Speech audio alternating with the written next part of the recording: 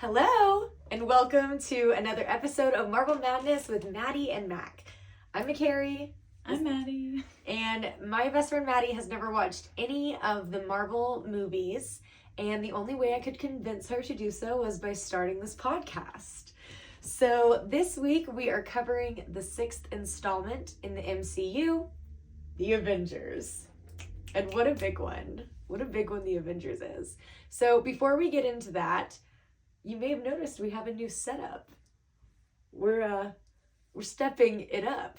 Trying something new. Yeah, so, let me know if you like it. So Maddie,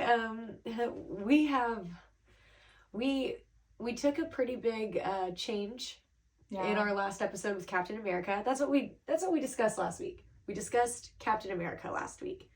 And or last two. Right. Yeah. We split it into two because that one was a monster. Our recording, raw recording, was 3.5 hours. And it's like, why are we so obsessed with ourselves? But we're not. The movie is just chock full of goodies. So, a lot has happened. Oh, happy Halloween. Happy Halloween! Legitimately, today is Halloween. Yes, it is. It's not when you're listening to it, but it is today, Halloween, and I'm flying to Vegas tomorrow to go visit my best friend Ella. Shout out to Ella. Did I tell you I'm going to Vegas in 2 weeks? You did, actually. Whenever we were watching the movie, you told me that you're going to visit your Auntie Pam and Uncle Roy. Auntie Pam and Uncle Roy. I love it. Well, I hope you have a great time. Let me know if you need any restaurant recommendations. All right. Is there anything you want to talk about, really? My life has been so boring recently. Dude, no. I'm excited for the cold is really the biggest thing. Is this is my first time wearing a sweater to recording. Oh, the weather has been amazing.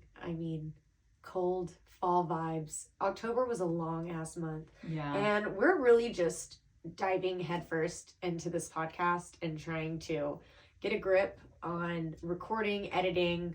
We're really trying to make it. So I think without further ado, we're ready to get into the Avengers. Let's get into it. We're itching to get back into it. We haven't done it in about a month. So the Avengers was written and directed by Joss Whedon.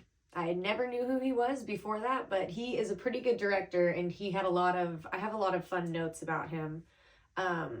It was released May 4th, 2012. So we were sophomores. Sophomores in high school, yeah. And I watched it in theaters whenever it came out. You did? Yes. I don't remember. I was with a group. I know it was a little group. And I hadn't seen really any, I had only seen Iron Man 1 and Iron Man 2. None of the others. Yeah. And I still loved the movie. I thought it was great, but I didn't keep going. Yeah, it didn't hit the same way. I feel like is the first movie that I really just had zero even inkling about what anything was. I kind of have an understanding of I don't know, the characters, or have seen maybe snippets from just the general zeitgeist, but I went into this one and I didn't recognize a single scene. I didn't recognize anything. Well, it's a epic crossover. It is a super crossover, and it's starring Robert Downey Jr., Chris Evans, Mark Ruffalo, Chris Hemsworth, Scarlett Johansson, Jeremy Renner, and Tom Hiddleston. And we'll get into all those guys, but as usual, I have my fun facts in my introduction. So the big green elephant in the room that we all are noticing is that there's a different Hulk. I was so happy. Yeah. Okay, so not an Edward Norton fan.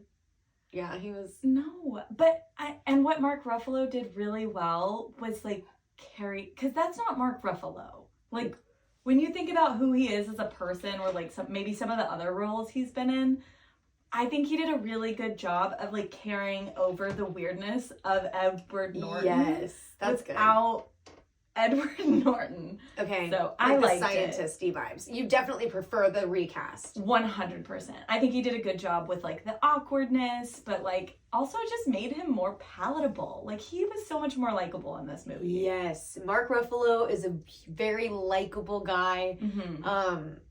Mark Ruffalo is a lot. I feel like I will talk about him later, but it's not at this exact moment, all of his filmography, because I just want to talk about the like drama that surrounded this recast. I thought it was pretty spicy, but and I never knew, okay, because I'm going into when I recently because I started the rewatch during COVID. 2019 is, I think it was literally December, whenever Disney Plus came out. I was like, okay, I'm watching them all. And I remember even at the time, I was like, why is nobody talking about the Hulk? The Hulk is a very important Avenger. He's in the Avengers, but where was his origin movie? People just don't talk about it. Yeah. People literally, Maddie, our lowest episode is the Hulk. No, it's not. Oh, it's not? Not anymore? Well, I know a lot of people skipped that episode because they're like, sorry, I don't care about it. And I'm like, okay, well, number one, it's pretty important. There were so many. I agree. Like, there's more baggage and little secret hints that come from the Hulk that are so important to the plot of the storyline. And So, Mark Ruffalo replaced Edward Norton. This was Marvel's decision, apparently. Kevin Feige released a statement, okay, saying... Ooh. And I'm going to quote it directly. Our decision is definitely not one based on monetary factors, but instead rooted in the need for an actor who embodies the creativity and collaborative spirit of our other talented cast members. The Avengers demands players who thrive working as part of an ensemble, as evidenced by Robert, Chris H., Chris E., Samuel, Scarlett, and all of our talented casts. We're looking to announce a name actor who fulfills these requirements and is passionate about the iconic role in the coming weeks. That felt so targeted. Shade. That is straight shade. The amount of like use of like talented and we're looking for somebody talented. So you're saying Edward Norton is not talented. You're saying that he is not creative and he's not collaborative and very much not talented. That's very clear. That's what I got from that. Norton clapped back and said, like, he did have a response, and it was his own decision never to play Hulk again because he wanted more diversity with his career and did not want to be associated with only one character. And I was like, and he was never associated with anything again. And nobody ever heard from Edward Norton again. No, remember I don't remember if Wanted was before or after, but that movie was... Yeah, he did whatever he wanted to, but I never saw him again. I'm just saying if Kevin Feige would have said that to me, I would have written a blog post. Some shade for sure. So, okay, we'll talk more about Mark Ruffalo whenever we see him in the movie. But I just thought that that's really spicy. I never knew, so I got to do the deep dive. This is such a fun journey that we're on, and that I get to find out all this stuff. Okay, so supporting characters were not supposed to be in the movie. It was supposed to be all about just the 4, 5, whatever, the group, the main characters. The 6? Yeah, the 6. Okay. You said all the wrong numbers. The 4 have the movies, right? Mm-hmm. It's Iron Man, Cap, Thor, and Green Man, Hulk. Yes. And it wasn't supposed to have any of their side characters. But apparently, word through the grapevine is that Gwyneth Paltrow was cast at Downey's insistence. I liked the way that sounded. Like for her to just be in this one. Even though they weren't supposed to be supporting characters, he was like, no, Pepper has to be in it. It would have been weird if she wasn't. Well, I guess they could have called her in, or I don't know. Well, for example, Thor. Jane wasn't in it. We'll get into it. Dude, I mean, if you want to go ahead and let the viewers know how pissed you were. I was so upset. I have more notes on it later, but we'll just set the record straight with I was furious at Thor. He was like, I'll make sure she's okay, but I'm not going to let her know I'm fucking on Earth We'll get into it later. No. I need to simmer down. We have headphones on this week, you guys, so we're not gonna... Okay, I'm not gonna scream anymore. We're gonna try not to. We're gonna try really hard. My ears do get adjusted, you know? Yeah. So, okay.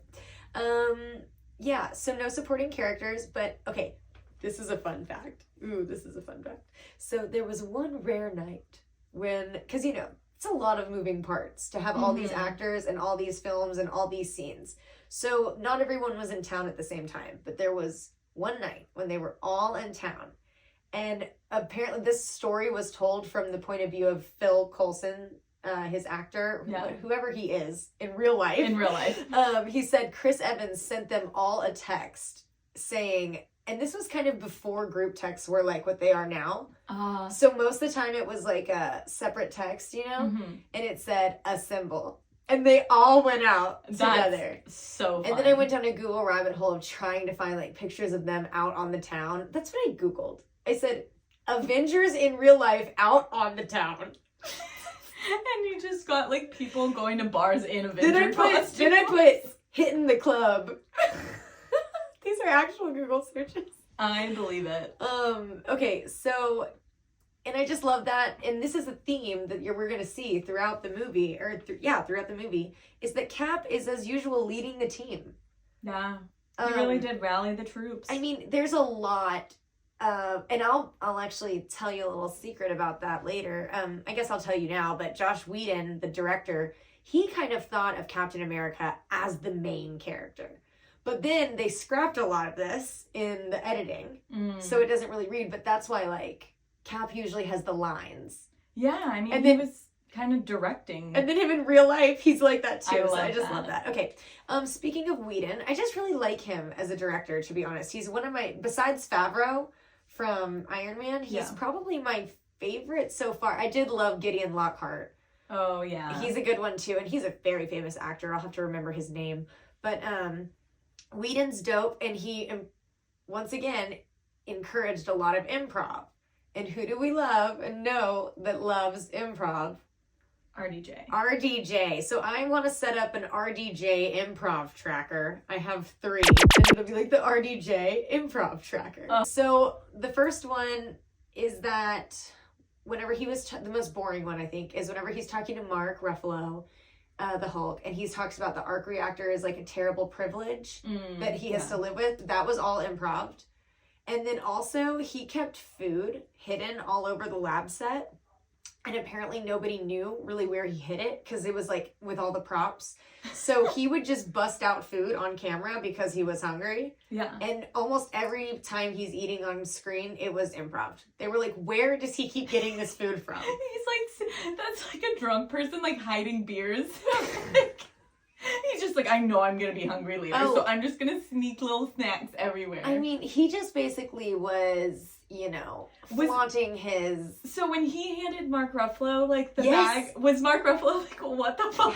Exactly. That is the RDJ improv tracker #1. Amazing. I love that. Okay. One of my fun facts is a spoiler regarding a future movie, so we'll tuck that away. A movie that I think you're gonna like. Okay. And the body count is my last fun fact. The body count of deaths in this movie, including the Chitauri. Oh, okay, the bad guys. Yes. So the total deaths in this movie were 151. Fun fact. That doesn't feel big enough.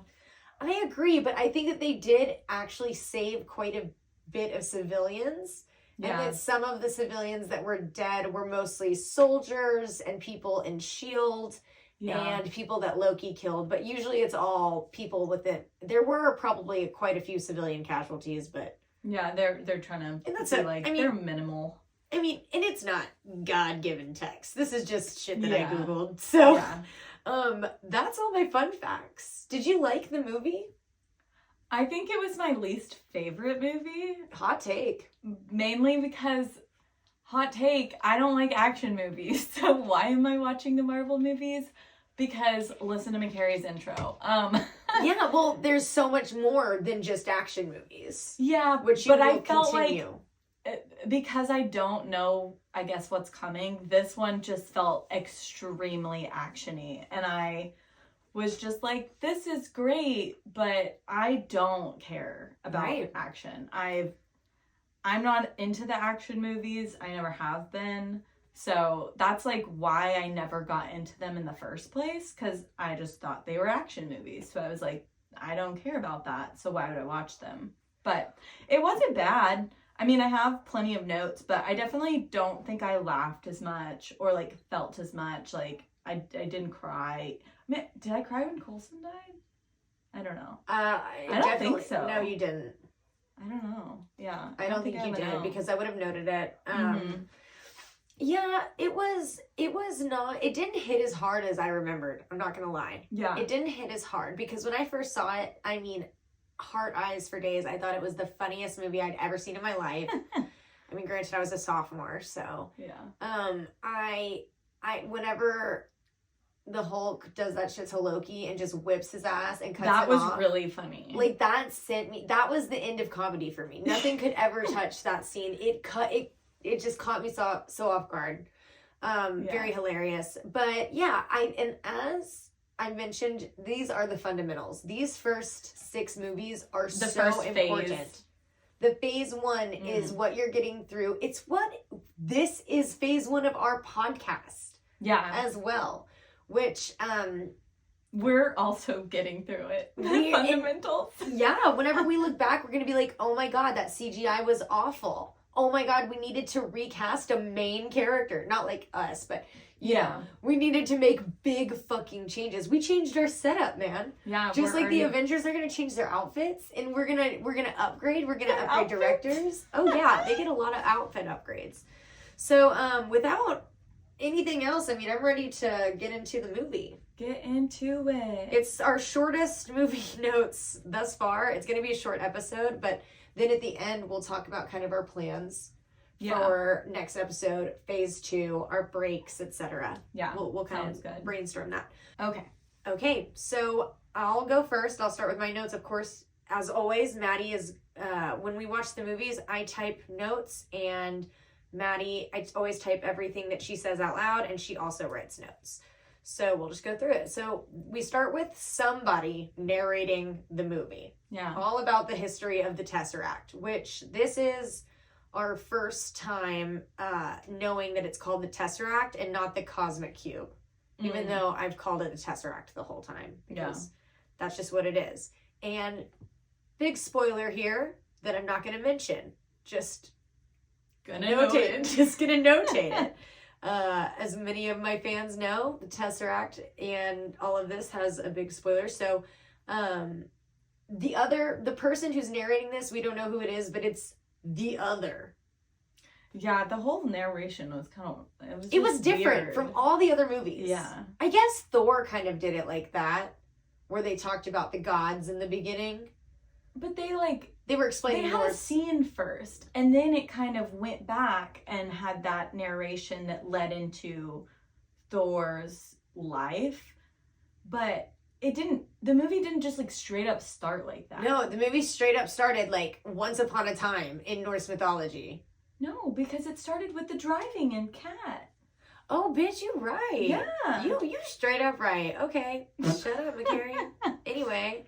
Yeah. So it was the first one that kind of just like straight off the bat, like from black to go, it was like a little different. Then we see Loki, and he gets a mysterious staff.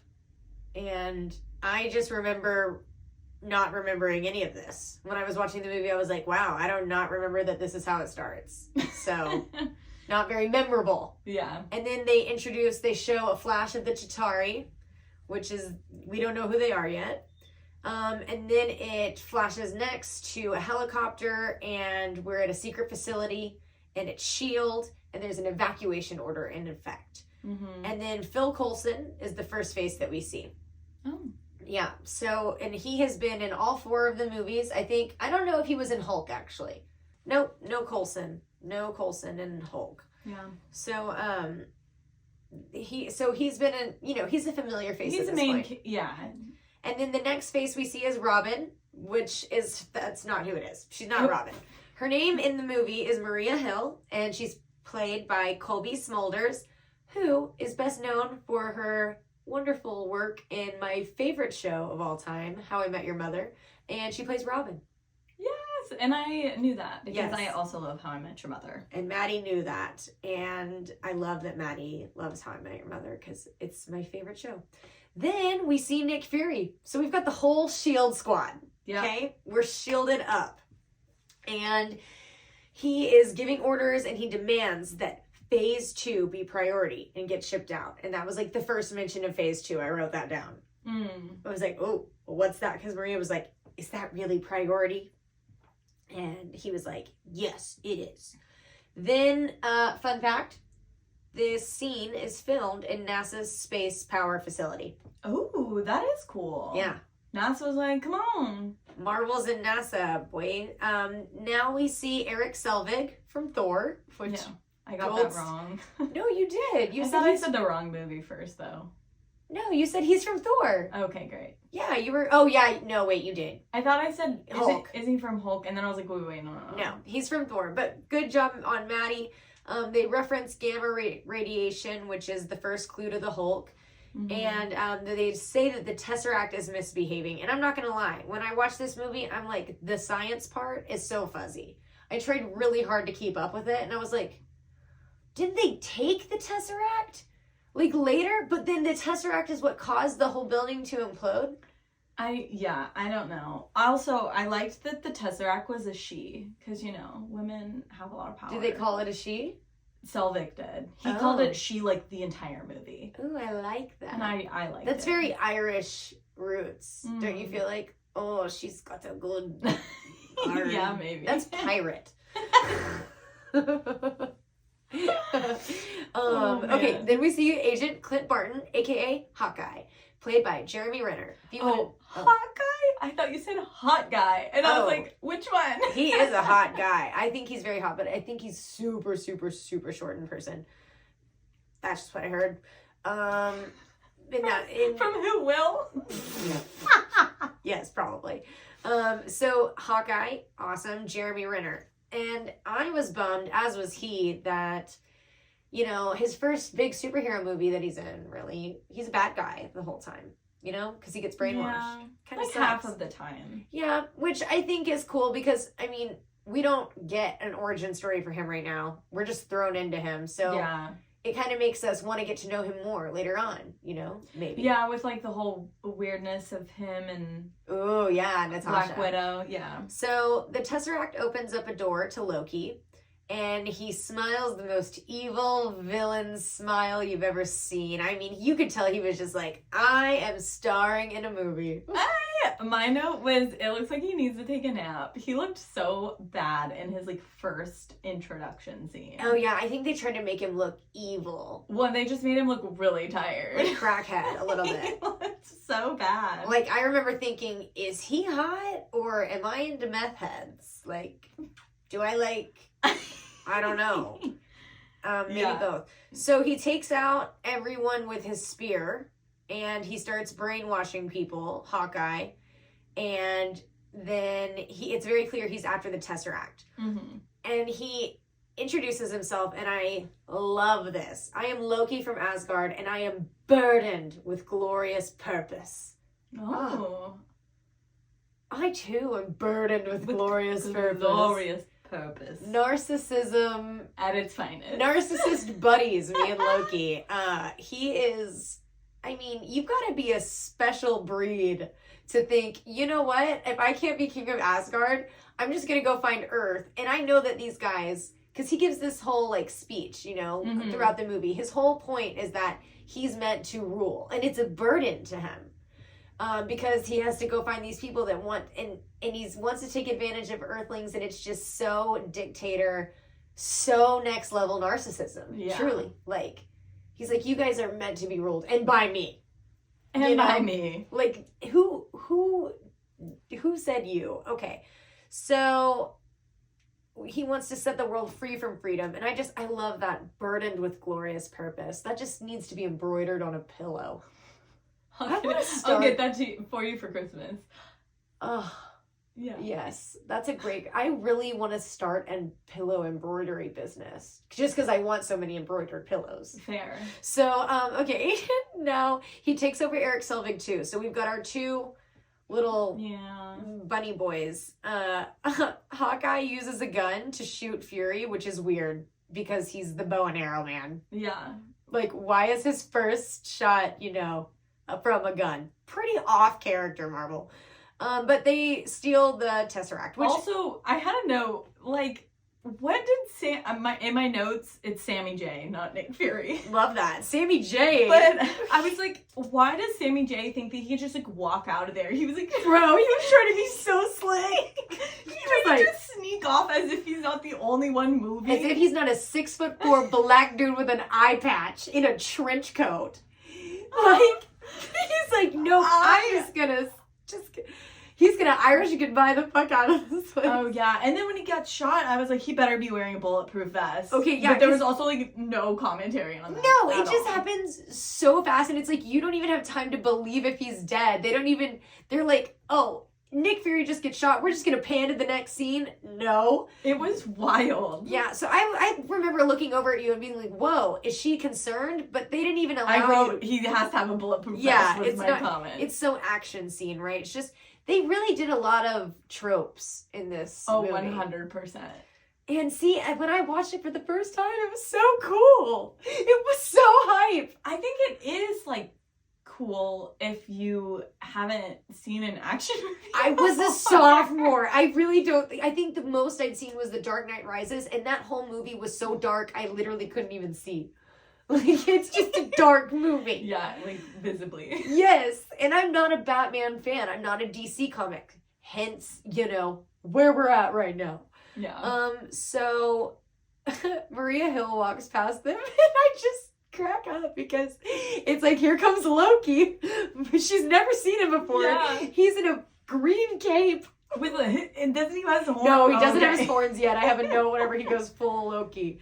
But she's like, who is this Renaissance motherfucker right here? And she's suspicious, and then they're like, no, okay. Fury calls in, obviously not dead. Yeah. And then car chase scene, which is like 10 minutes of our lives. And I said, what is this, The Fast and the Furious? Yeah. It felt like I just recently watched those, and it felt so much like... Did you like The Fast and the Furious? I liked the fifth one. Well, because those are the most action movies ever. They have like... I liked the fifth one, but there's like a lot of story behind it The too. first one's really good. I liked the first one too. I've only ever seen half of the first one. I don't mind action, like, if it's a part of like a bigger... Like, I need a good storyline. Oh, and not that this isn't a good storyline, but... There was almost too much happening that I was like, I can't follow what's going on. We're setting it up. It's setting up the stage. Yeah, but I missed the whole setup. Like, no, I feel like I forgot. No, you didn't. And guess what? They're going to remind us. Yeah. And because it's meant to be it's meant to be overload. Yeah, like over the top. Yeah. Yeah. And it is setting us up for so much. So many things. So, car chasing, lame. I don't like car chase. And that's why I don't like Fast and the Furious. I'm not interested. No. And then the entire building implodes. From the Tesseract, which I thought was stolen. I don't even actually know where the Tesseract is at this point. Yeah, I didn't really understand a lot of the first, like, oh, no, they 20 have minutes it. of the movie. No, they have it because he shot him and then Loki stole it. So Loki, Fury... So how did it fall down? See, that's, I think maybe maybe they did a self-destruction. They did a self-destruct, because that's what I put at the very beginning, was that it was like a evacuation. The Tesseract was misbehaving. Okay. And you know what? I don't know. Yeah. But it imploded. And it was from the Tesseract. So now Fury declares that we are at war. And we get the scene, the Avengers, the title sequence. And it's like, let's fucking go. Were you excited? Yeah. Nice. I just get so hyped. It's like, oh my God, the movie's starting. Let's go.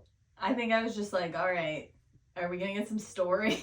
Yeah, no. All right. So, scene at a train station.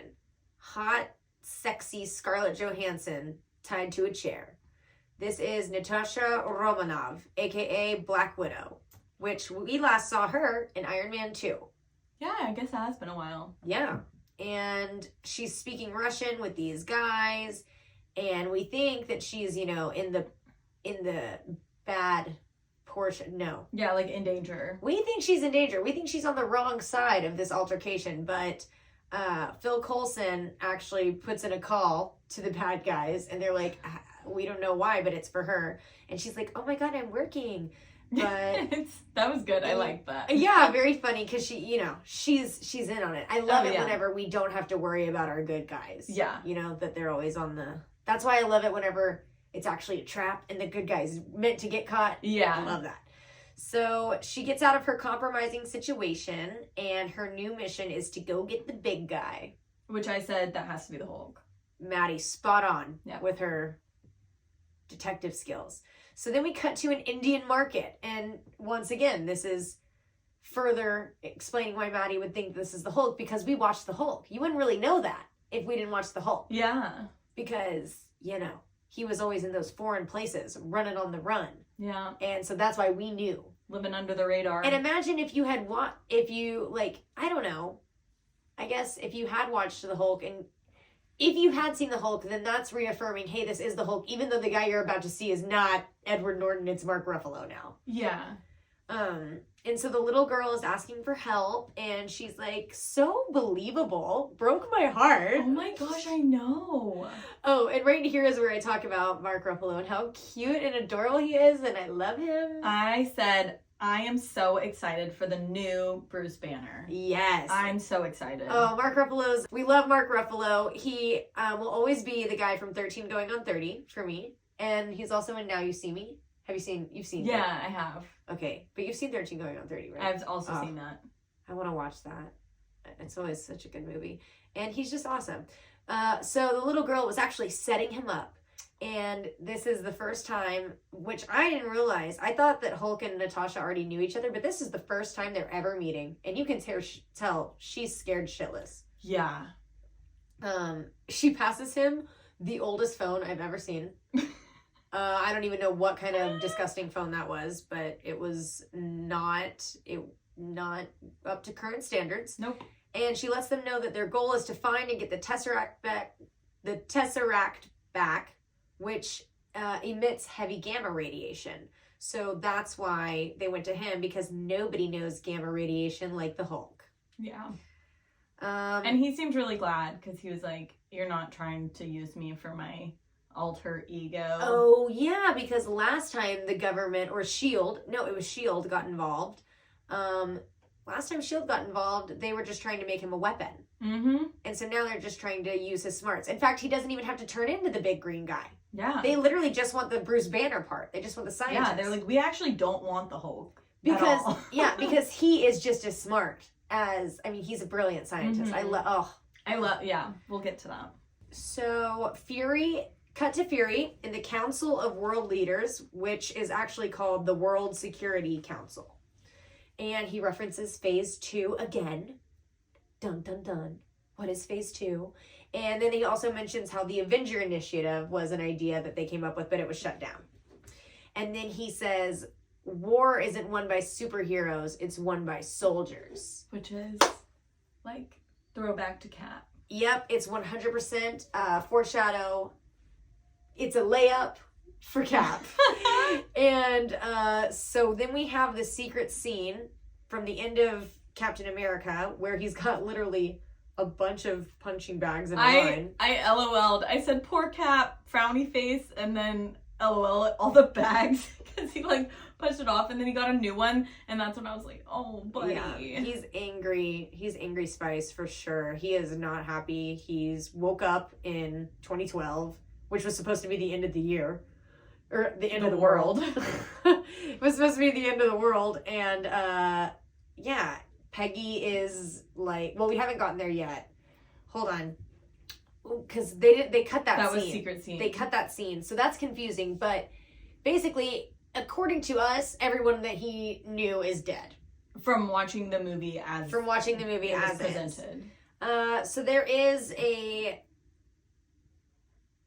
recap of what happened in the previous movie. Remember, it does like flashbacks of him getting frozen. Yes. And little insert right here for those who give even 1% of a shit about the zodiac signs of the Avengers, which I do. I have a chart, actually, that I will be, sharing with everybody. But Captain America was born July 4th, 1920, which makes him a Cancer.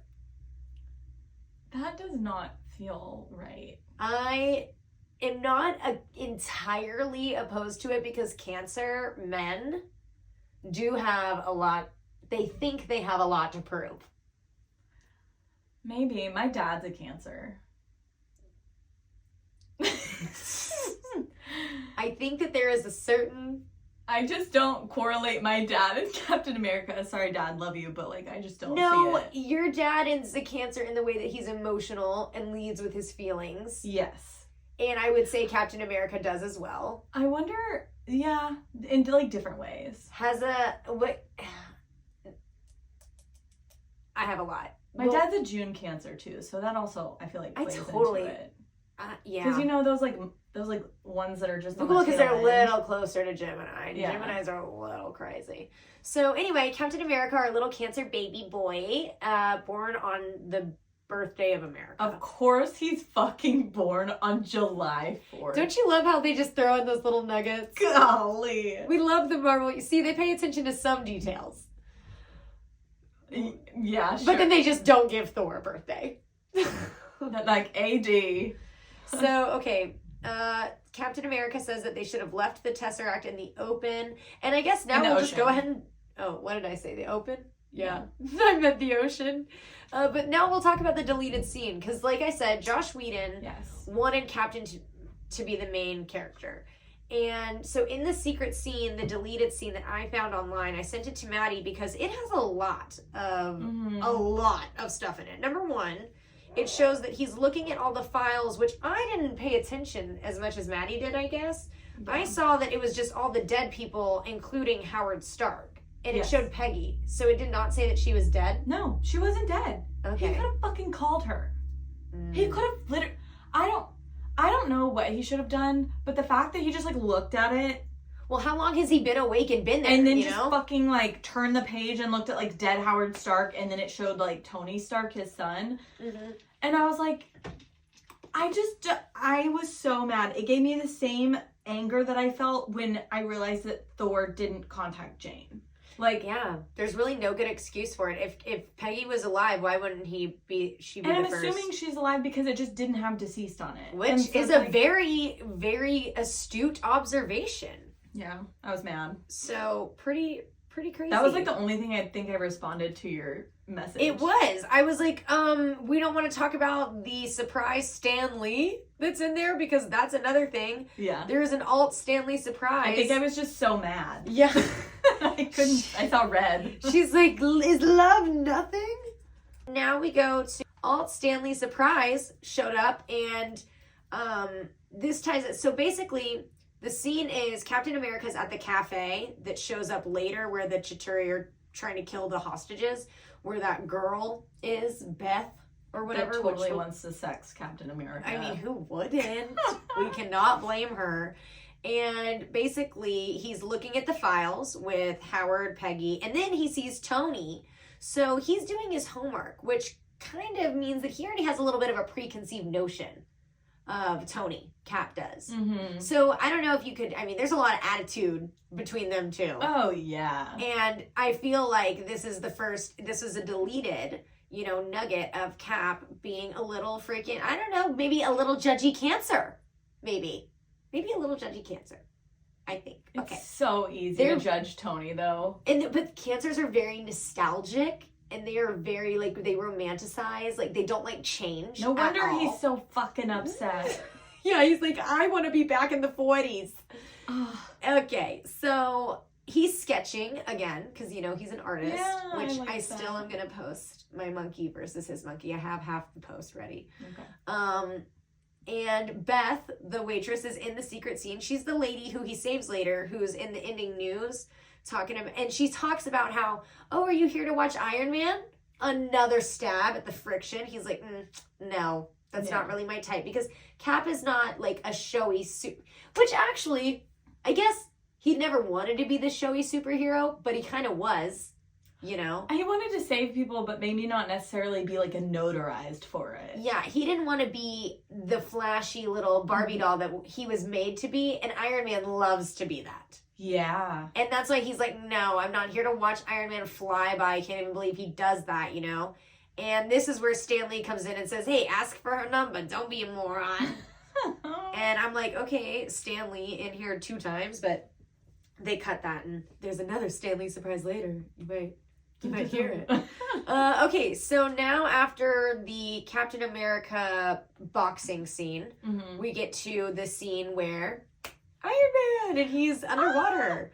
And I'm so excited. Yeah, it's been a while since we've seen the Iron Man 2. You know, we watched Thor and Captain America. Yeah. We had to meet 2 other superheroes since then, I think. Yeah. So Maddie even notated. Did you have a note? Yeah, I just said yay. I am so excited to hear Tony's sass again. Yes, it's been so long since we've seen him. And I was a little confused how, you know, all of a sudden we're just Stark is in New York now.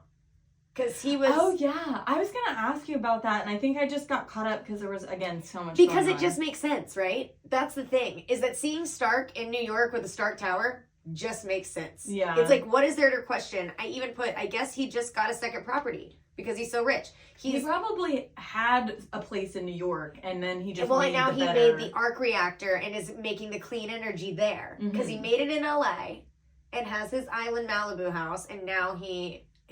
or not LA, California. Yeah. And now he has it in New York. And then we see Pepper Potts. And I just love their dynamic. I think it's so fun. I know. She does not take his shit. I love it. She does not take his shit. And I love it. And they're actually bickering about how she only owns 12% of the building. And he's like, oh, I'm sorry. Next time it's your name on the building, maybe we'll give you a little bit more or something like that. He's just such a little shithead. And then Jarvis announces that Agent Phil Coulson is on the line. And he's like, fuck off, don't care. And they bust through the protocols. So obviously this is important. And then all of a sudden Phil Coulson shows up. I'm really impressed that they can do that. Considering like how tech advanced like he is. And then later on, which I guess we could talk about later on, but I'll mention it now because I feel like it's relevant. Later on, Tony breaks through all of their shit. So I'm like, okay, Who's on top? Who really has the... Yeah, so that was a little bit confusing for me. Honestly, retweet. I don't have a good answer. I would say that maybe like... Again, my logic brain just Pepper Potts is also in there. Like Pepper Potts is right-handed to Tony, so she's in... And he was actually bitching at her about how she wasn't doing good enough with security and how people were breaking through the security guards. And then Phil Coulson shows up and he's like, security breach? What the hell's going on? Yeah. This is what happens when I don't own and do and control every single thing. Okay. So, Maddie's logic, go shove it. Okay, so Stark is being such a little baby back bitch about not being in the Avengers because he wasn't invited because he's a narcissist. And he's like, I don't like being handed things, but Pepper's like, well, you know, luckily I'm here and I do, so give it to me. And he's like, well, we were having a moment. She's like, no, we were having 12% of a moment. I love it. Love the Pepper Potts snark.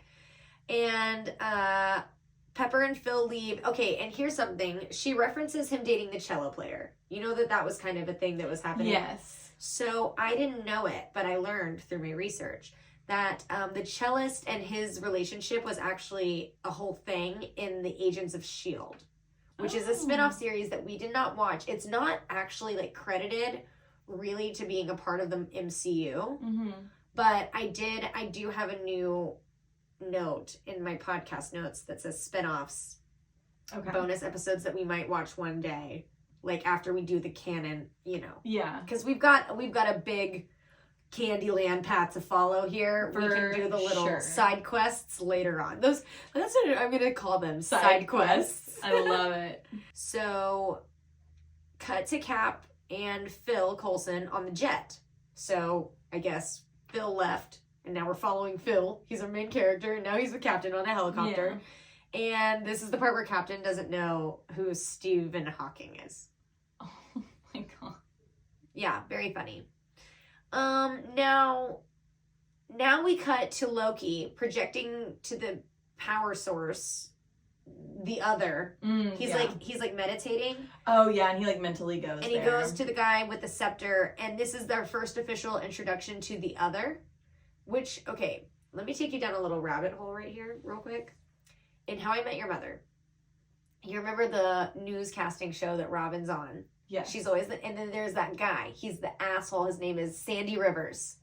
Mm-hmm. Yes, Sandy Rivers. He's such an asshole. He's like, I think we should sleep together. Well, that is Allison Hannigan, aka Lily. That's her husband in real life. Oh wow. And that is who was cast as the other, who we never see his face. And I know he's just this like goblin man. Just crazy How I Met Your Mother crossover right here, right? Yeah. Like wild. Like very deeply layered. Character. But the other alludes to the bigger bad guy behind the scenes. I totally missed that until literally the very end. Yeah, he's like, it's not me, it's you're gonna piss him off. Uh-huh. Like he's expecting you to do this stuff. Then, okay, now cut to a new scene. Captain America meets Black Widow for the first time. You love them? I just love all of the meetings for the first time. Yeah. You see ScarJo meets Hulk. ScarJo meets Cap.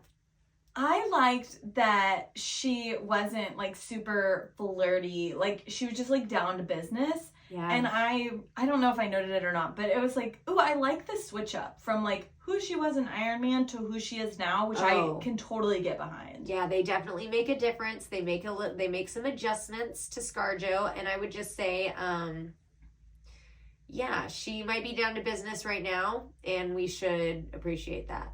All right. I'll appreciate it where I can get it. She still is the sex symbol, though. But I mean, I'm here for it. I like being a girl, and I love being hot. And if I was an actress, I would 100% try to milk my looks. And if I could be the only girl in the all-guys superhero team, like, she's the dream.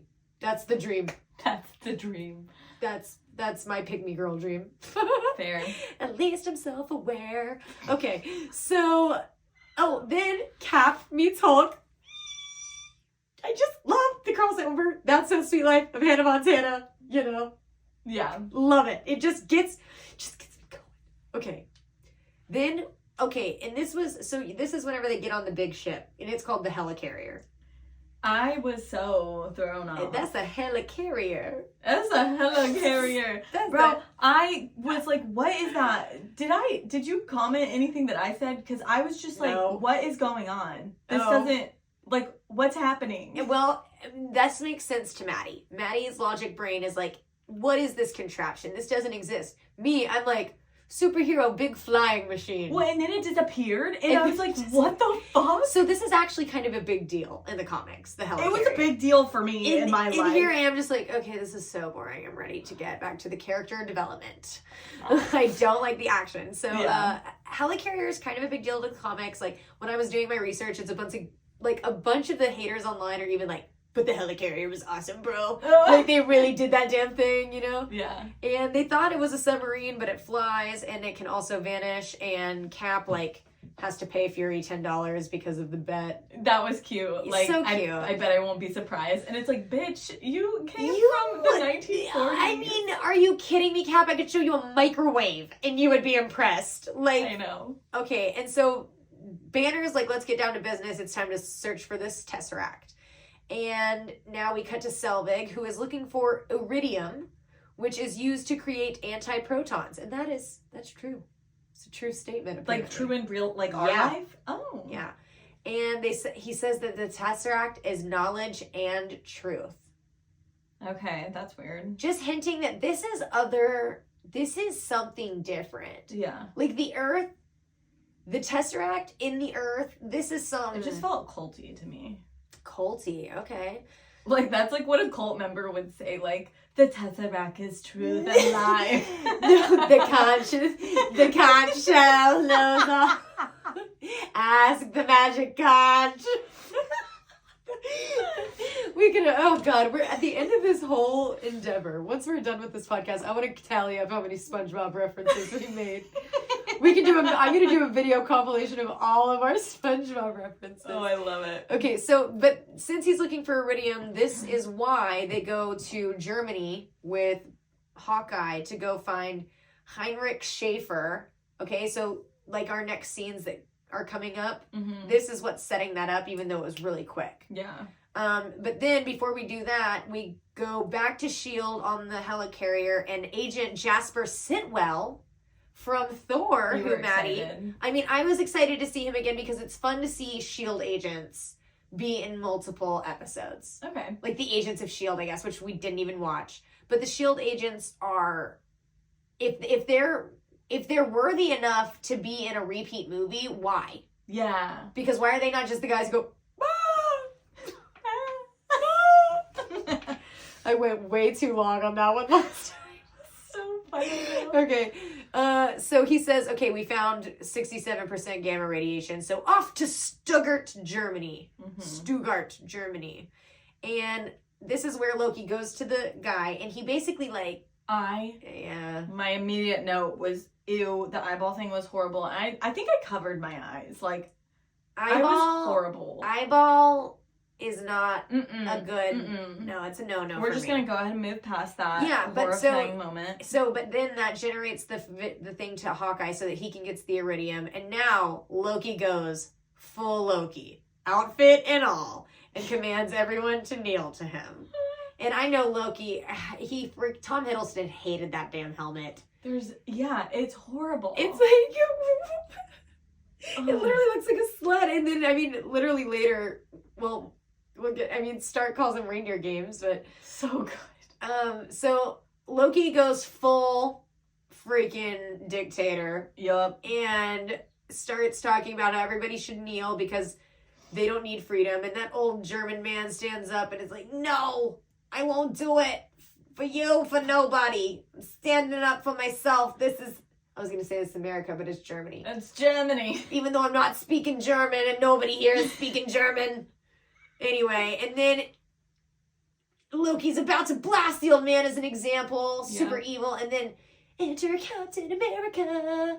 But also, like, can you imagine being Loki and just, like, he just, like, walks around, like, with this air of power. Like, he knows that he can just fuck shit up. I mean, he gets fucked up a little bit later. McCary looks away wistfully. But it's also... I dream about that kind of power, Maddie. I was thinking about, I was like, I bet McCary would love that shit. Me and Loki are kindred spirits, for sure. But, like, I was like, I can get why power is so intoxicating. Like, looking at this man who can just fucking, like, tell everyone to kneel, and they're gonna kneel because he just, like, ripped out this guy's eyeball. Like, and can just do things. Like, can go places in his mind. I have gone in a deep dive in my brain about power and why it affects men and women so differently. And literally think back to, I know I went on a huge rant about Peaky Blinders, and just want to say, I'm sorry, I need to calm down. Everybody can love Peaky Blinders. You don't have to care about the government shit. Shut up, Pass McCary. Okay, so Peaky Blinders, they talk, like, all these men are getting into government, and that's, like, where the seasons end up. That's where the show ends up, is in government. And it's because power, once you get power, and your decisions can affect multitudes of people. That's a power that you and I can't even comprehend. Because I make a decision and it affects maybe, like, people's insurance coverage, which is like, powerful. Just like one person, though. But I do handle a big book of business, and you help. But, like, each decision, it's not like you make one decision and it's massively affecting. No, and, like, my mistakes can be fixed, and there's like, it's so easy. But, like, these men are like, I want to be able to control economies. I want to be able to control, like, if I want a boat and I want the taxes to be lower on that boat, I can go lobby in government and get them to lower taxes on boats for a year whenever I buy that boat. And then I'll go back and, like, they can move the world how they want it. And that... You're going to like the Family Game. Ooh, cool. Well, because it's a billionaire family. I didn't know that. I never read one word. I'm so sorry. No, that's okay. Billionaire family, that's the fine. Cover pretty much, like, it. Yeah, I'm going to read it, but guess what? It's not even November yet. Isn't that crazy? Oh, yeah.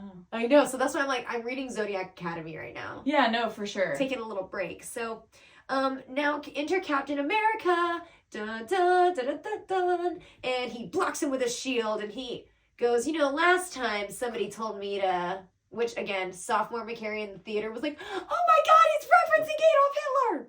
I know that. Oh my God, go Captain America, you're so cool. And your red booties. Oh my God, his red boots. So, do you have any notes? Just Cap's outfit's so bad. Oh my God, it's so embarrassing. So bad. And it never really, Maddie, it stays embarrassing. Like, oh my God. It's just the helmet. It's the face mask. If let it go. We want to see your beautiful face. I don't want to see those little wings on the side of your head like Hermes, bro. Okay, so I was Googling, and have you ever heard of Godwin's Law? Mm-mm. Okay, so I found this pretty interesting. Godwin's Law is a general rule or like a philosophy, like a little like parable almost, parable isn't the right word. I would say just a general rule that as discussion grows longer and more popular about any subject, it doesn't matter what we're talking about, but the more people talk about it and the more popular it gets, the more likely and the probability of a comparison to Nazis or Adolf Hitler approaches. Yes. What? Yes. I have never heard of that. And this blew my mind because it's just like, wow, anytime, because think about it. Once, like, if we're talking about political things, if we're talking about, if we're even talking about popularity of like TikTok, right? Yeah. Eventually it's going to go to the source. It's just basically like a pyramid of discussion. Like, no matter what we're discussing, the topics will then go to this. And then it will be like, well, we know who all runs that. And then what happens whenever we have total power? The worst thing that ever happened in the entire history of our world, of our society, of our humankind. Yeah. So I just thought Godwin's Law was a pretty cool thing. So anytime you see, like, somebody corrupting their power, Godwin's Law is on its way. But I mean, they were in Germany, and Captain America did fight in World War II. Yeah. So it's a little bit more niche here. Anyway, and then they start fighting, and Cap kind of gets his ass beat a little bit. A little bit, He's struggling, for sure. I mean, he's fighting a god. So, like... Yeah, fair. I'm surprised Loki even let him get a few hits in. Yeah. He's a god. So, and then we're like, Romanoff's like, oh my God, are you okay? And then we hear AC/DC music. Oh. I really want to input some AC/DC music right here. Fucking love Tony. And then here comes Starlight. It's like his pump-up song. Like, he's just like... I'm gonna get pumped up to get ready to go. Why is he just such a badass? Oh, I love it so much. Like, here I am. I'm just gonna come in and I'm also gonna do rock music. Like, he pays attention to the details. And he really is enforcing my Capricorn assignment to him a lot. And then he literally calls Loki Reindeer Games and calls him Rock of Ages. He's just here with the zingers. So good. And then Maddie, you had a note. Well, my next note is it must be weird for Captain America to, like, see Tony in person after, like, knowing his dad. That's the note I have. And they're, like, similar ages, or maybe Tony might even be, like, older than him. Older, and he looks... Which is just, like, a mind, like, flip. You're like, whoa, what? It's, like, typical time travel trope, though, to have... Like, meet the offspring. Yes. Yeah. Yes. Yeah. So Cap thinks it's weird. So, basically... They capture Loki, which Cap thinks is weird. Because why did he let them capture him so easily? And that's what they're talking about on the plane. And then all of a sudden... That's not a good thunder impression. That did not sound like thunder. Boom, boom. There you go. The thunder. And then there's Thor. Which, again, I mean, at this point, I'm hype. Yeah. I was like so hyped for Thor. Because also, I was like, how did you get... back to Earth? Yeah, which did we ever find out? My only note is Thor getting back to Earth is still really confusing me, and he said something about his dad using like dark matter, or I don't know. Oh, did he? Oh, but he was like, the Allfather must have expended his energy source to get you back here because the bridge is gone. And I was like, none of this makes sense. I didn't hear that. When did they say that? They gave like an explanation that was just like a cop-out explanation of like the Allfather, who's very powerful, was like able to make it happen for him. Well, I would have still liked a cop-out explanation rather than no explanation, which is what I thought. Yeah. So, okay. Thor's here, and he just literally, I mean, obviously, Thor is a god. Again, we're playing on different different fields here.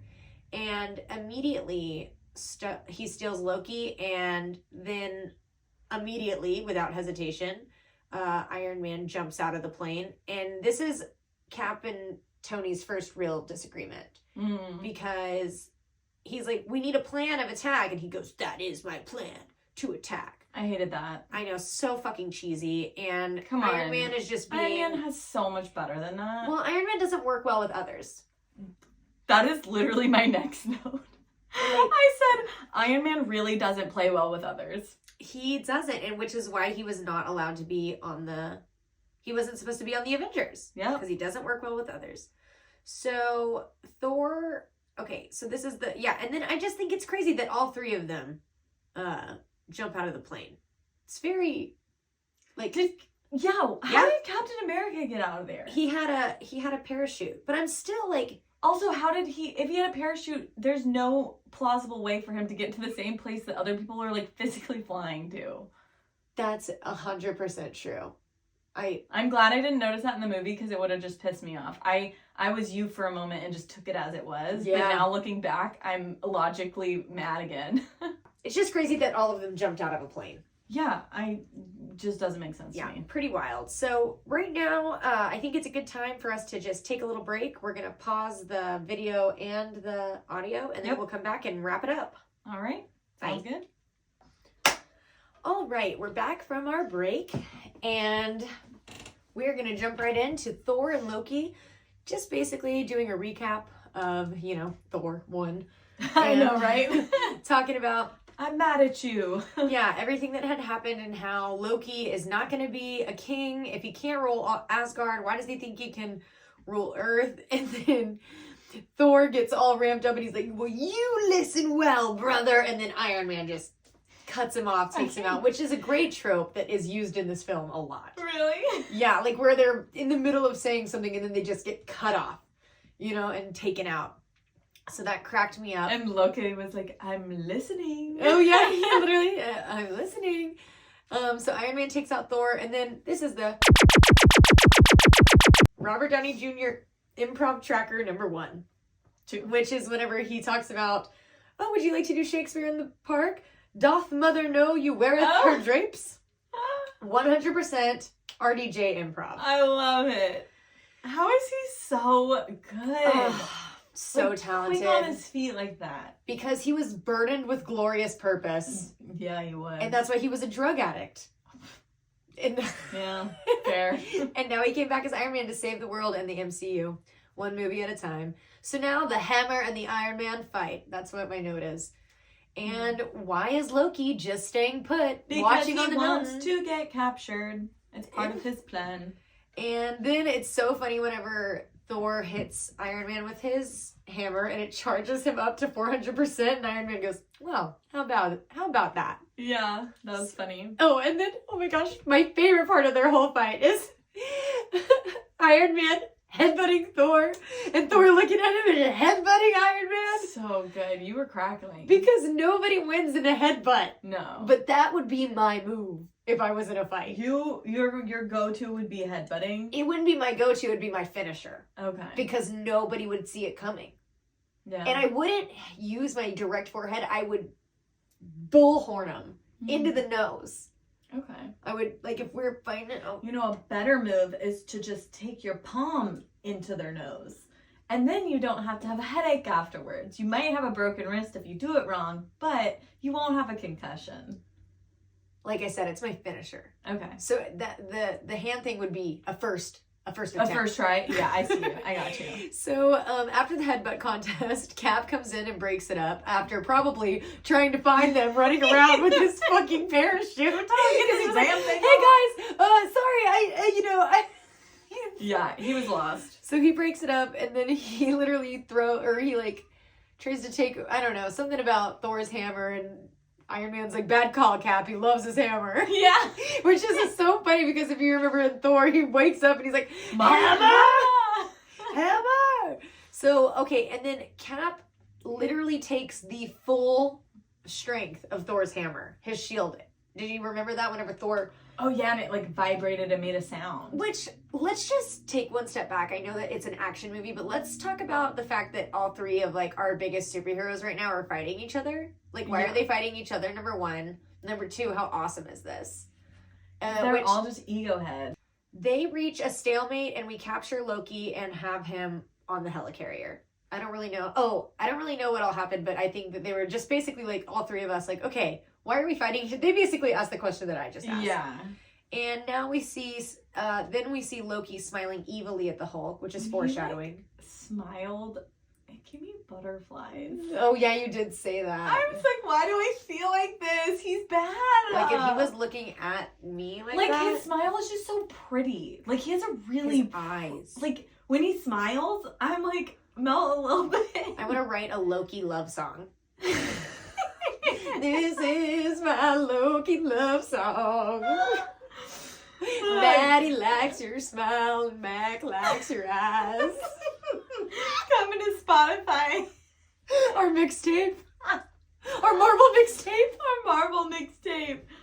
Oh Okay, my gosh. so they put Loki into a chamber that was clearly made for the Hulk. And then we have a little powwow with all the Avengers debriefing each other. And just so many great liners here. Mark Ruffalo says that his brain is a bag full of cats. I remember that, and I was so... I need to use that. I need to put that... Cute. Dude, don't listen to her. Her brain is a bag full of cats. Like, what is that supposed to reference? Like, is he...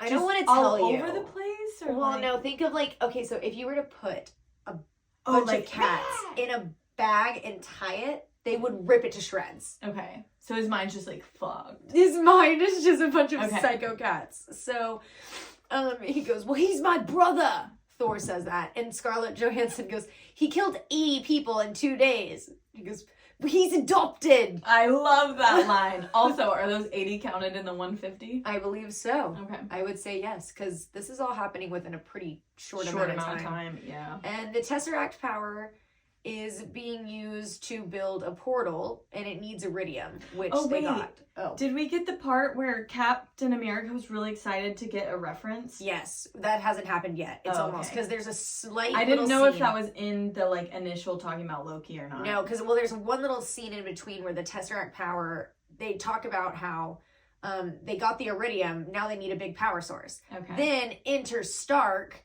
with him, and he's like, yeah, they need a big power source.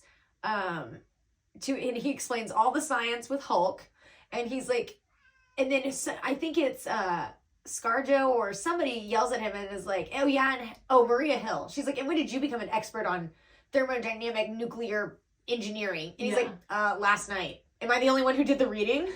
Which this will probably be another instance of me doubling down on his Capricorn, because Capricorns always do the fucking homework. Well, at least this Capricorn did. Yeah. And you have a lot of Capricorn in you. You're like double Capricorn, I think. I think those are my other two things. Yeah. This makes sense. Oh my god. Because I'm like full Earth, baby. Literally, I'm like, Maddie has no chill. I've never known chill. She deleted Snapchat because it just doesn't serve her day. Her purpose. It doesn't serve her life, so she cuts it out. Just like, yeah, you were cutthroat for sure. Very. My dad's scared of me. He tells me all the time. He's like, "You're so scary." He's like, "What did I create? What is this power?"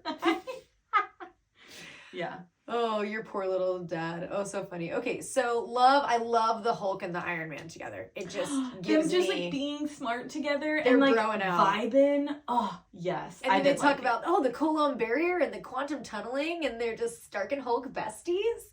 And then this is when Thor's like, somebody's like, we don't understand this. This is like flying monkeys to them. And Thor's like, what are these flying monkeys? And then Cap's like, I got it. I get the reference. The Wizard of Oz was in the 40s. Oh, you know? okay. It was like that was I did not get the Wizard of Oz reference. I thought it was just because he like drew himself as a monkey. Oh my God, Maddie! No, flying monkeys are from the Wizard of Oz. I know that now. Like now that you're saying it, it makes sense. But like I didn't understand the reference. And then when Stark entered and he goes, "That guy's playing Galaga." Oh, that's RDJ improv tracker number 2. And I bet he really was playing like well, the scene at the end of the guy playing Galaga was added per RDJ's improv line. That's really funny. Like that's how he was. Okay, and he's also wearing a Black Sabbath t-shirt, which I noted. Commented on. Black Sabbath is the band that sings Iron Man. That's really fun. I know. I like that a lot. And my next note is just Cap is being a total freaking buzzkill, okay? He's just being a stick in the mud. Stark is clearly... Stark walks in and it's just so me energy. He walks in and he's like a squirrel on crack. He won't shut up. He's talking in sentences. He already knows what you're going to say, so he just cuts you off and keeps talking. And it's so fast. And he makes direct eye contact with you the whole time, and it's so intense. And it's off-putting. But it's like, he actually does mean it in an asshole way, whereas I just can't read the room. And basically Stark, the point of all of Stark's manic behavior is that Fury is hiding something from them, aka Phase 2. Yes. And they talk about how it's an energy program. Well, and Hulk, backing his bro up. He's like, why wouldn't they include Tony on a clean energy bill? Blah, blah, blah. And so then they're like, well, my computers are going to bust in this bitch anyway and let us know. Mm-hmm. And then stupid Cap, that's my note. Stupid Cap saying we have orders and we should follow them versus Iron Man, who is not a rule follower. And he says that. Yes. And once again, I just think of Virgo versus Capricorn. Like Virgos are going to go by the book. Capricorns are going to be a little messy. Yeah. That's why Virgos are not the CEO of the zodiac. Like the Capricorns, like the way I think of it is because Capricorns are willing to make the messy, like, decisions, like go a little dirty sometimes. And Virgos are like literally the Virgin Mary pure symbol of like, that's their symbol, the maiden or whatever. So they're just a little bit more, they have more integrity, like Cap does. Yeah. Which there is a spoiler here that I just want to mention because in later movies this is brought up again. Okay. So, and then he makes fun of Cap's outfit. Iron Man does. Which, same. And then, I have Cap and Hulk broing out hard. And Cap goes to do some investigating of his own. Because he's like, well, fuck, screw you guys. I'm going home. You ever seen South Park? Yeah, I did recognize that. That was a pretty good Kermit. I thought it was pretty good.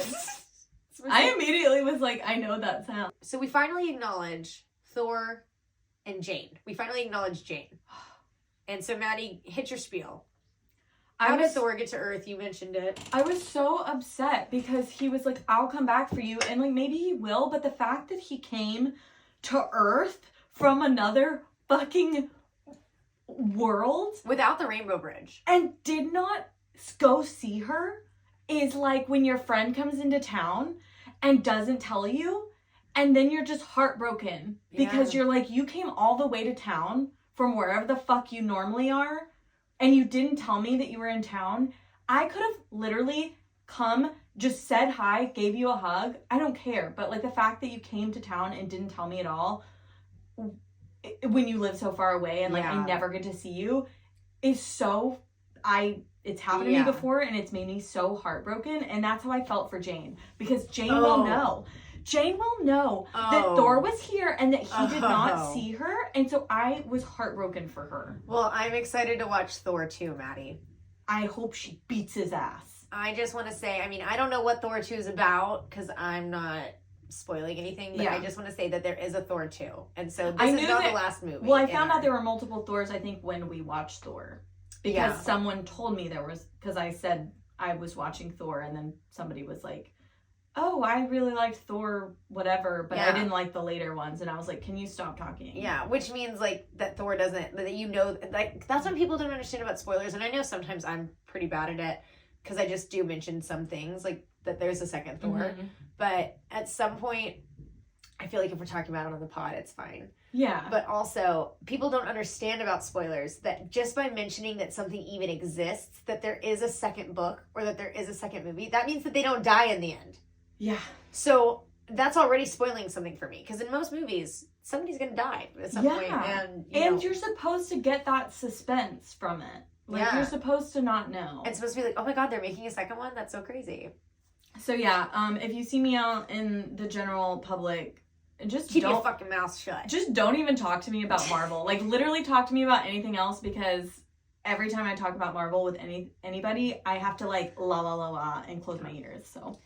So next scene is Loki and the Natasha scene, where Yes. this is pretty, I mean, it's kind of a lot.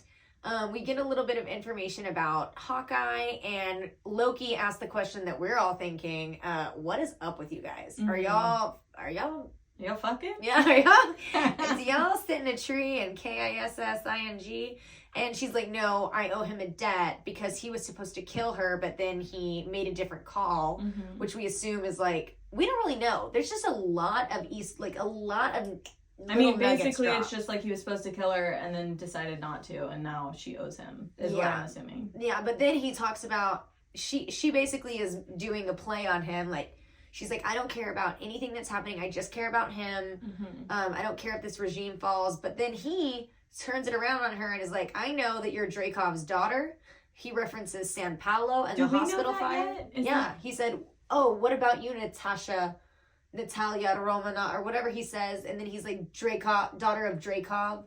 And he says, I know about San Paulo and I know about the hospital fire. Because I wrote all of this down whenever Mhm. and it's like, we don't know what any of those are. Okay, yeah. Because we haven't had a Black Widow movie. Keep in mind, when I'm watching this in the theaters, I'm like, did I miss another movie? I'm like, was there a Black Widow and Hawkeye like, movie? what is going on? Because when I first saw Hawkeye, I was like, who is this guy? I've never seen him before. I don't know who these people are. Yeah. And now there's a virus that's detected in the computer. That Shield, like, we're skipping scenes because it's during the interrogation scene. A lot of other scenes show, like, it shows. Yeah, there's a lot of back and forth. It shows the virus being detected in the Shield computer that I'm guessing is Iron Man's virus, and it shows Cap finding the Hydra weapons from Shield because he finds the Shield weapons, but there's a Hydra logo on it, which is like, what? Yeah, he looks pretty pissed. And then Loki goes super evil on Natasha, which she's like spitting, and he says some really evil shit, like, yeah. And he goes full villain, and I would say that this is probably the most villainous he's been.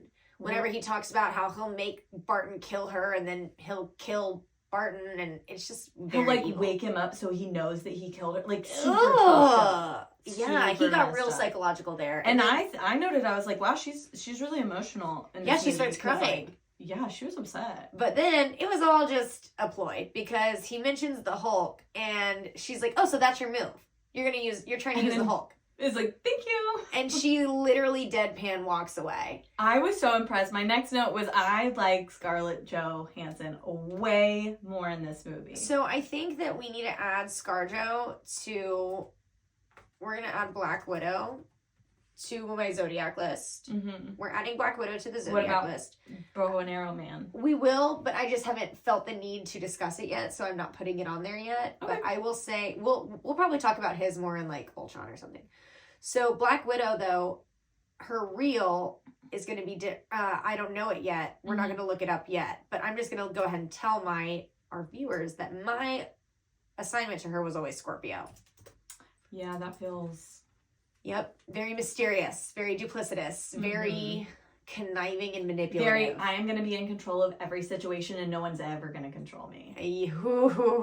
I have all the Scorpios, so... Oh, yeah, you're married to a Scorpio and I'm married to a dating a Scorpio. Scorpio. Some of my best friends are Scorpios. I don't know what it is about me and Scorpios. I like the loyalty. I think that's like what is they're like, die hard. Yes. And so it's like once you're in, you're in. And I've gotten in. And so I have like my little Yes. Scorpio group. I just like send them out. 100%. Okay, so now now that we know that it's the Hulk, Cap throws. Okay, so now we're back in the big powwow room. Yep. And this is going to be the big scene where everybody's in there. Cap comes in, throws heavy shade at Tony about his slow computers. Says your computers are going too slow, so I did some digging on my own. And as if he knows anything about computers.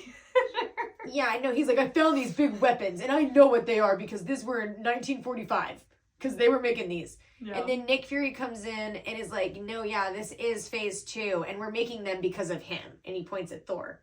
And he's like, because whenever this guy came in, we were like, we're not alone. What the fuck are we gonna do? Because we cannot fight gods. Yeah. We're humans. Which, like, honestly, when he was saying that, I was like, fair. Like, no. I understand where you're coming from. And that's why he came up with the Avengers, because he was like, well, maybe I can get Earth some mightiest superheroes who are like, you know, we've got Banner, we've got Iron Man. And we can call on our outer space man. We found Cap. Now, they didn't know Thor yet. They couldn't call on him yet. Like, they had talked to him a little bit, but he was like, I am of Asgard. Like, we were like, what the fuck? We did not know if Thor could be counted on, but now we know. Yeah. That he can be. And so all of them start arguing amongst themselves, and Cap versus Tony. This is the big one that's happening. And this is where my favorite line in the MCU comes in. Okay. And it's, without the suit, what are you? You know, I'm still here. Everything about you is fabricated. He's like, well, what about you? You know, take the suit off and what are you? And without missing a beat, billionaire, genius, playboy, philanthropist. I love it. Put that on my gravestone. I'm going to get a t-shirt. I will find a t-shirt. I know that exists, and I will be wearing that and purchasing that. I love it. That is my favorite line. Like, what a good comeback. You're like, yeah, I am a lot of things outside of this suit, and I'm gonna fucking list them off for you. And he's like, everything that's special about you came out of a bottle, like, whereas Iron Man made everything special about him. Oh, yeah, it is such a, like... Oh, and then Cap, a very other famous line is, put on the suit, let's go a few rounds. And then it mentions the Hulk, and it mentions his suicide attempt. Yes, finally referencing the deleted scene from the Hulk that we've discussed. And Banner's pissed, and at the end, he's literally holding the scepter, which we don't know why. Like, it's kind of... Yeah, it was very, like... It's like a Horcrux. Mm-hmm. Like, it buzzes in your ear. And then, all of a sudden, Hawkeye and their team attack the helicarrier, and it's, okay, Tony, no, literally, go put on the suit, because we gotta start fixing shit. But before that, Cap talks about how Iron Man is not a superhero and how he needs to stop pretending it, how he's selfish, and how he'll never make the selfless call. Which foreshadows the end, you know, him making the selfless call. Yeah. Hawkeye, also, why is everyone so upset that there's, like, other superheroes? I feel like everyone's ego is, like, bruised because they know that there's, like, other people who are stronger or can do something better than them. I think Iron Man's ego is very bruised. I think he's the one who has the biggest ego for sure. Oh, yeah. Hulk does not have an ego. No, Hulk is like, I'm not a superhero. I'm not even a part of this. Thor has a huge ego, but he's like so above it. He's like, puny humans. Like, yeah. I do not have time for this. And then there's Cap. So that's why Cap and Stark are really against each other, because they're kind of like... The, like, actual ones that could go head to head. Yeah, but it's kind of funny because they're, like, kind of the weakest out of, like... Yeah. Like, out of Hulk and Thor. Oh, yeah. When you think about them, you're like... Which I really want to talk about. How, like, we'll rank all of the... Who's the strongest, who's the weakest out of all of our Avengers so far. Because it'll get deep. So Hawkeye blows up Engine 1, and Cap and Iron Man immediately team up to go help that. Mm-hmm. And then, the Hulk comes out for some reason. I don't remember what made him come out. The, like, explosion and, like, every... Yeah, okay, he just got overstimulated. Well, they were under attack. And so, like, could you... I mean... Yeah. Oh, his heart rate. Yeah, like, you're under attack. Like, immediately your response is going to be, like, adrenaline. Heart rate's going to go up. He is great at taking care of everything, but, like, that's kind of, like, out of your head when, like, your body is reacting to external So sources. Loki immediately smiles because this is his whole plan. I said Loki got what he wanted. And I thought it was a funny little thought to think of the big giant green Hulk trying to capture and splat a little Black Widow spider. Because, like, whenever he's chasing Natasha. I said that Black Widow's playing the scariest game of hide and go seek ever. I know, and she's so good at acting scared. So scary. And then enter Thor. And this is where we see Thor and Hulk fight for the first time. I love it. Because Thor and Hulk, I mean, those are, in my opinion, those are our two mightiest Avengers right now. Surprisingly equally matched. Oh, yeah. Thor smacks Hulk into an airplane, and the Hulk just rips the wing off of the airplane, throws it at Thor. Thor, electric guitar knee slides under the wing of the airplane. And then, so then that scene ends with Thor throwing him. The airplane started firing at the Hulk, and it distracted him, so the Hulk jumped on the airplane, and then it deployed, and then Hulk go bye-bye. Yeah. Hulk go bye-bye. And then Loki, so then the shield... And he threw that guy. Oh! Thor, so the shield agents are attacking. Hawkeye shoots a hacker arrow to shut down engine 3 now, so the ship is definitely going to go down. But then Iron Man is luckily manually turning the ship, and Cap is fighting some guys. But then Cap accidentally almost flies out of a plane, and Maddie's like, my boy can do a lot, but he cannot fly. Yep. Which it always scares me whenever Cap gets like, because I'm like, Cap, you're not as good as the other Avengers. You can't fly. Yeah, I guess. Well, Hulk technically can't fly either, so he's not the only one. Yeah, but he can hop very far. He can hop, and if he falls, like it's not a big deal. Which I guess same for Cap. Like he's pretty indestructible.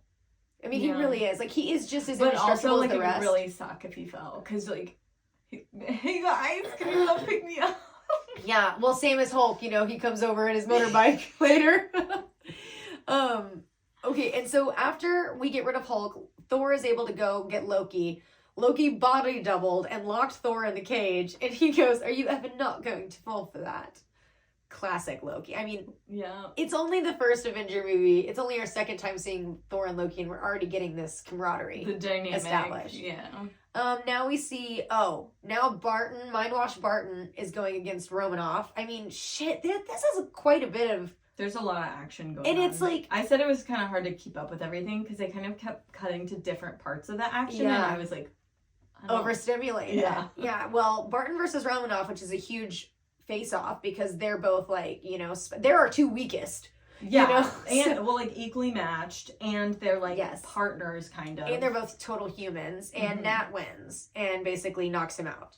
And then, while... Loki is taunting Thor, who's trapped, we enter Phil. Mm-hmm. And he's got this big destroyer weapon, and he's like, I think it's interesting to talk about how he's like, we started developing this whenever you came with the destroyer, because we were like, what the fuck? We can't ever beat that. So we started to make our own. I don't even know what this does. Yeah. And then Loki body doubles and stabs him. And I said... Coulson died, like, for real, question mark? Yeah, she didn't believe it because we already had one fake death. Yeah. With Sam. Sammy J in the beginning. So now we get double... Well, and at this point, we don't know if he's dead No, yet. we don't. So, I still have hope. In my notes, whenever I was looking at the Marvel guide, he was like, and Phil Coulson dies.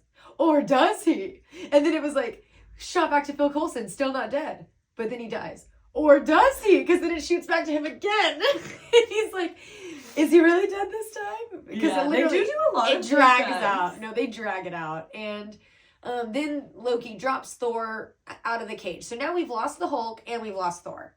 Yeah, not good. But luckily Phil blasts Loki with the gun. Mm-hmm. And he goes, so that's what it does. So we lose Loki too.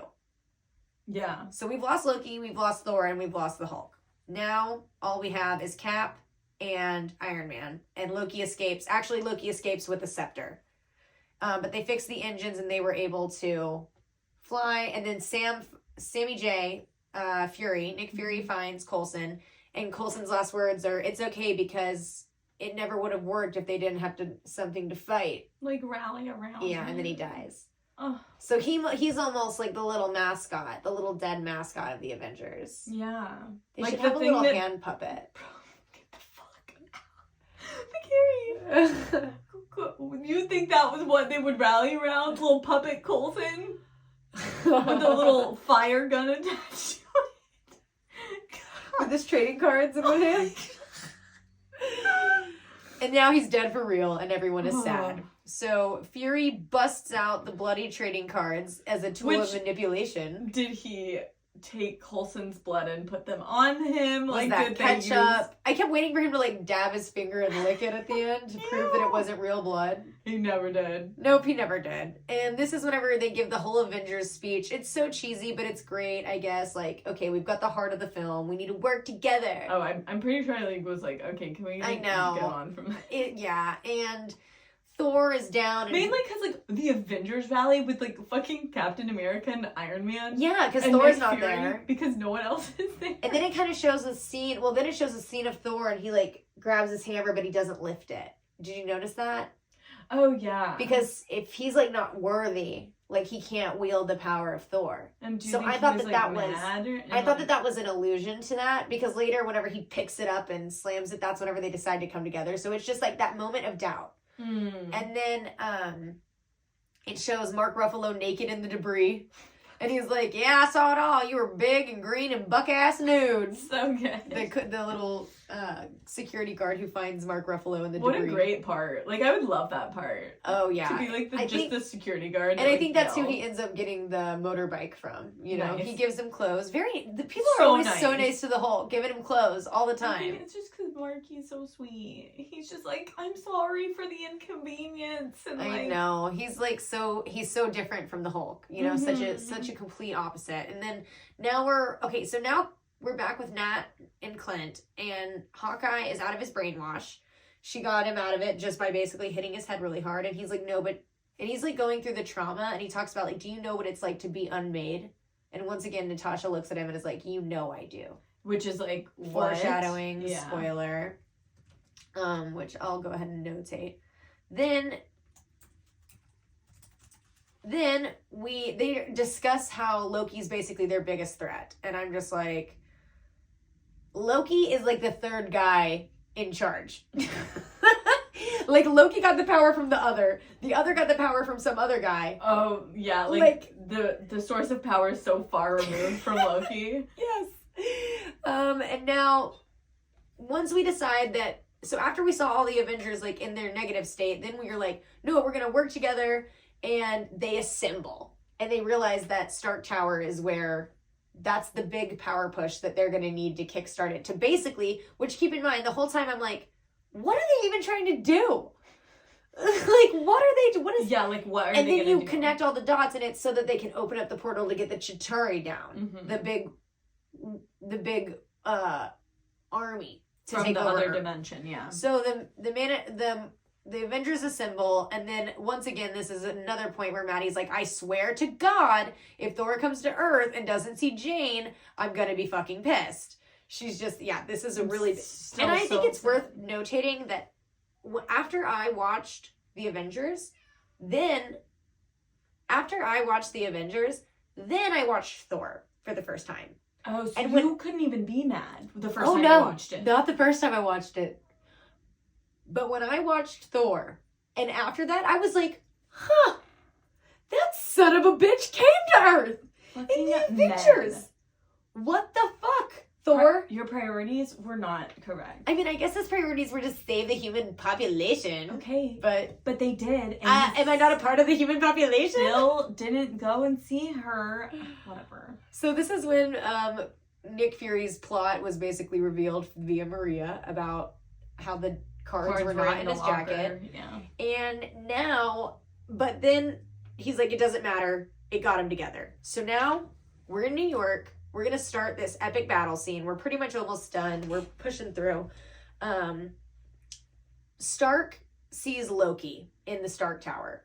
This is where Stark and Loki have their, and he's like, would you like a drink? Mm-hmm. And they start talking about maybe how to end this peacefully or something like that. They start talking. Yeah. And he's like, do you not really see how unmatched you are? Like, I have an army. And then RDJ is like, we have a Hulk. Yeah. And then he says, and you know that if we can't protect the Earth, you can be damn sure we'll avenge it. Oh yeah, the Avengers avenging all over the place. Super cheesy.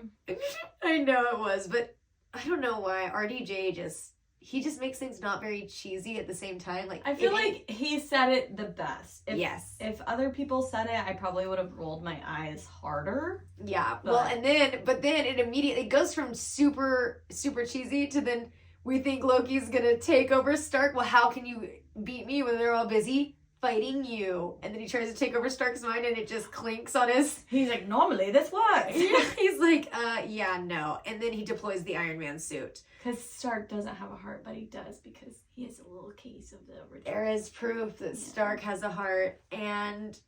But unfortunately, just as this happens, the door opens and the Chitauri come through. And now enter Captain America with some of his best friends and his calf-high red boots.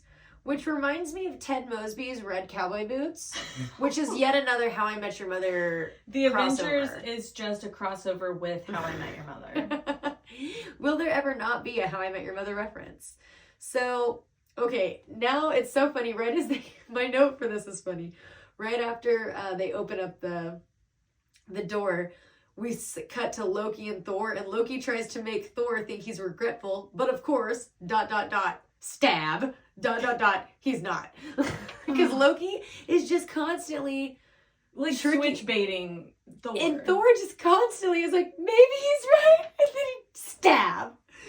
And it's just so funny. Okay, then, oh yeah, okay, Nat. Okay, Black Widow shooting in the street with her 2 pistols. Yeah, we'll take it from here.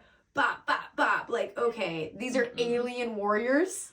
Also, like, what would you do if the sky opened up and fucking aliens just like rain down like fucking shit up? Like cars are exploding. I'm out, Maddie. I'm out. Like, are you like, kill me now, or are you trying to run?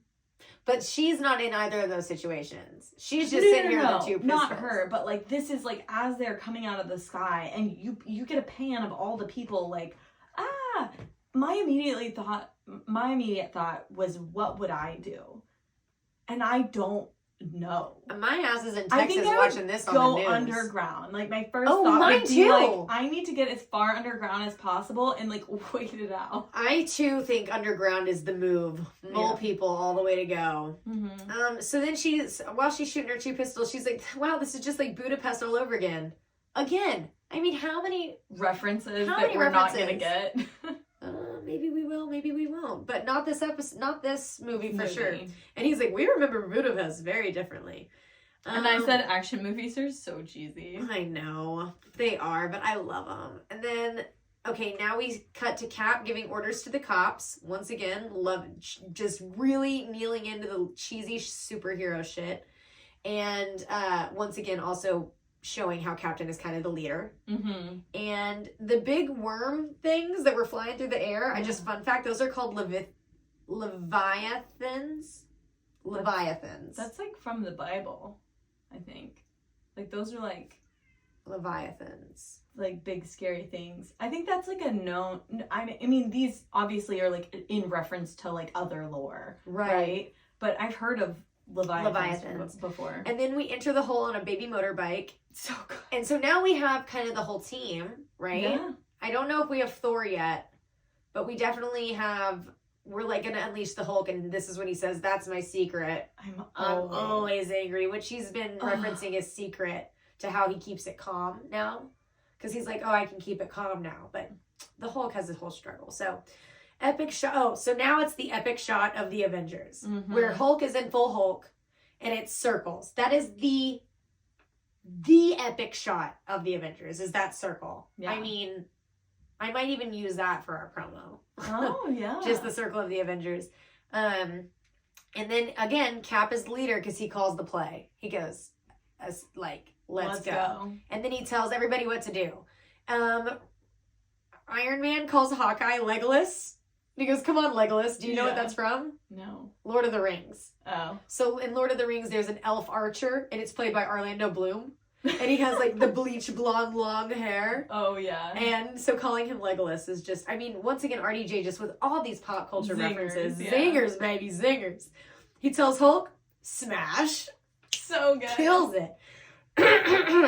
My note here is Hawkeye shoots a cool arrow, no looky. Oh yeah, he like went like this. Oh, he didn't look. Okay. Eric Selvig wakes up out of his mind control. My next note. Do we know how? Just in my notes online it said somehow Eric Selvig woke up. Like there's really no rhyme or reason. So glad Cap took off his helmet because there's just so many action scenes that go on. It's just action, action, action. Yes. But the main point that happens is that the council sends a missile. The World Security Council is like, you know what? Let's just blow up New York. So fucking stupid. Let's just kill raging. Everybody in New York. The missile makes no sense. The destruction already is overwhelming. And then later on, they're like, do they know how much destruction they cause? And I'm like, do you realize that somebody tried to send a missile? The government was going to kill you all. To New York? Yeah, the government was literally going to kill them all. And Nat is like, well, I'm going to go get Loki. Then Hawkeye tries to shoot an arrow at Loki, but it blows up and it puts Loki in Stark Tower. And this is where he's getting really freaking pissed off. Is that where he like grabbed it? I love that. Yes. It was about to go right to him and then he grabs it. But then it blows up and forces him to go back into Stark Tower. Mm-hmm. And this is where he's just so freaking angry and he starts yelling at Hulk. And he's about to speech it up, but then this is where Hulk slams Loki like a piece of jerky. Yeah, like I'm thinking of like a sock, but filled with like a ball at the end. A butter sock. A butter sock?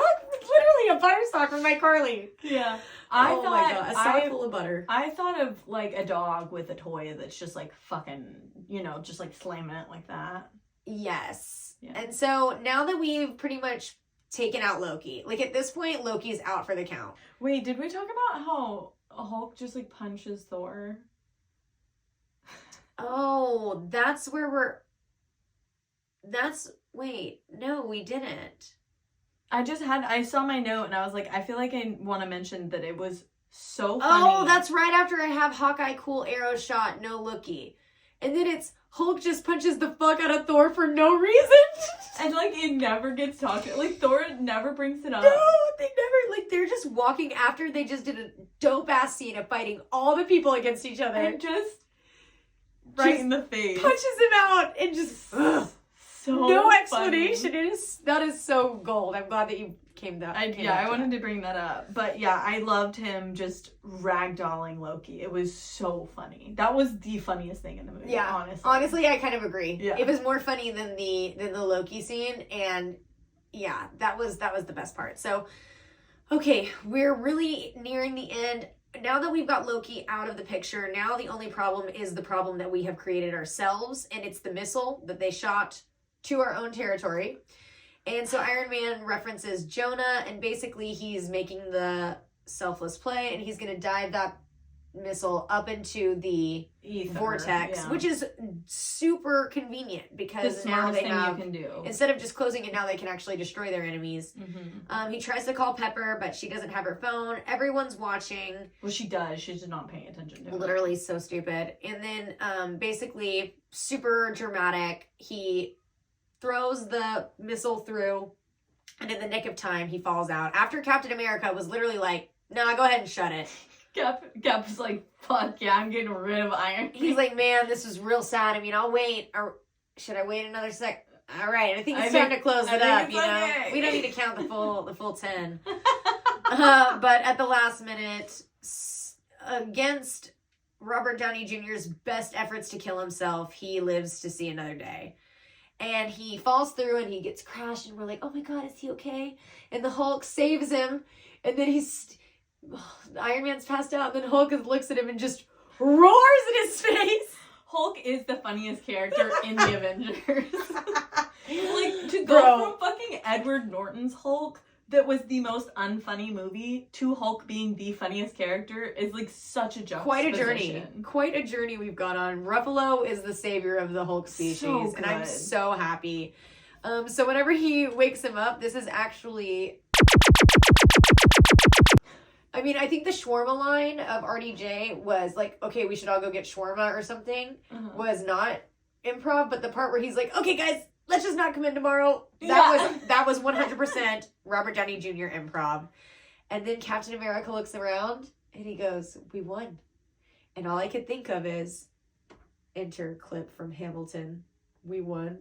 The part where it goes, we won, we won, we won, we won. The world turned upside down. From Hamilton, about the American Revolution. So that's what I thought. Anytime somebody says we won. All right. And then Loki, whenever and then it's next scene.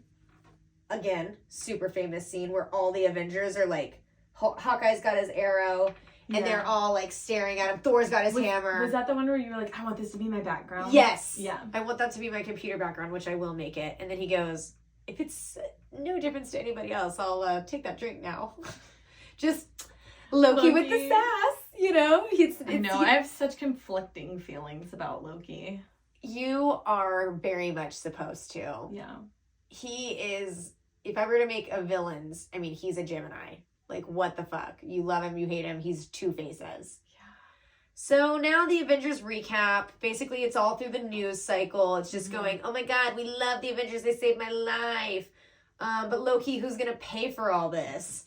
Is what, not Loki, but like low key. Yeah. Who's going to pay? Yeah. There's all this destruction. Like, yeah. And then as the news is playing, we hear that noise. It's the Stan Lee surprise! Okay, so he goes, superheroes in New York, give me a break. This is just my accent hour. Yeah.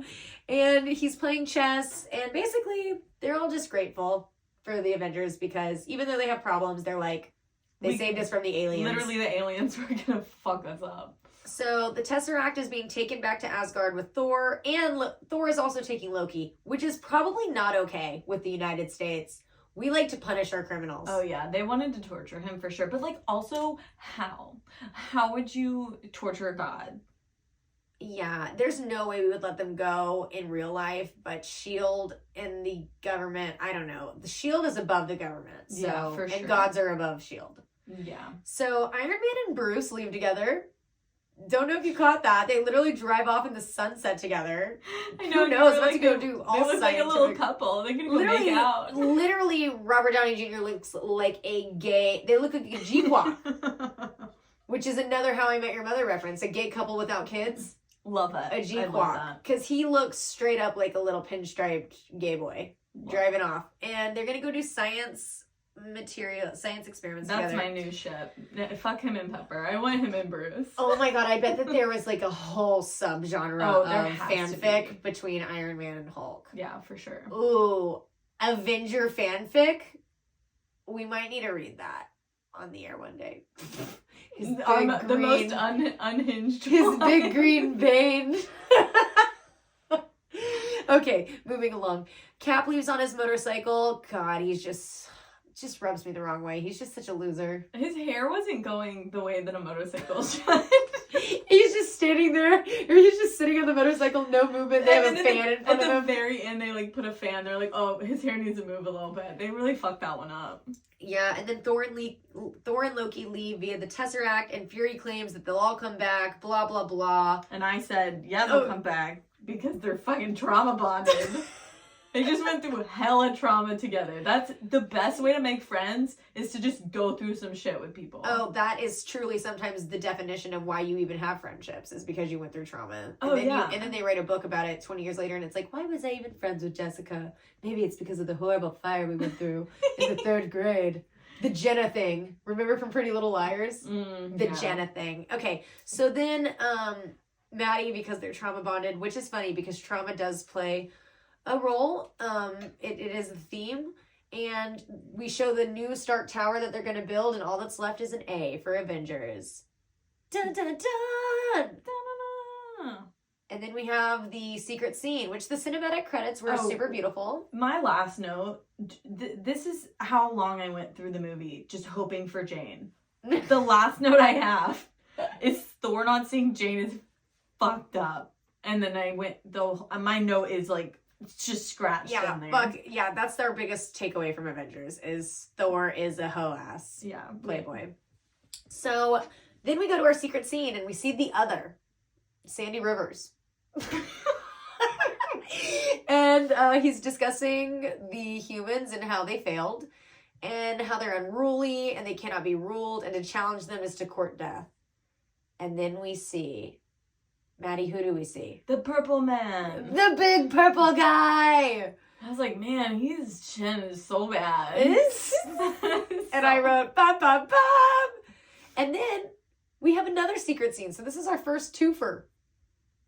What was this? The secret scene was them all eating the shawarma. The shawarma at the end, just silent. sitting in the restaurant, silent as fuck. That is cinematic gold. I love feel that. like, have you ever done that? Yes. Like, I have. That mostly scene in silence. Took me back to this little town in Alaska where we were all. I was with my entire Texas 4,000 people. Like, it wasn't just the 20 Maddie 20 of rode us a bike anymore. to Alaska. It was all like 69 of us. And we went to this restaurant, and I just remember sitting at the table, like dead-eyed. I had ridden like 110 miles that day. I'm listening. And I didn't even say anything, and we just like ate our food. I mean, eventually we started talking, I think after we ate, but like before. Oh yeah, y'all were just we dead. were just dead. That reminds me, like after the running the mile. Yeah, like they just destroyed New York to save America and the world. Like I totally get them just sitting in silence.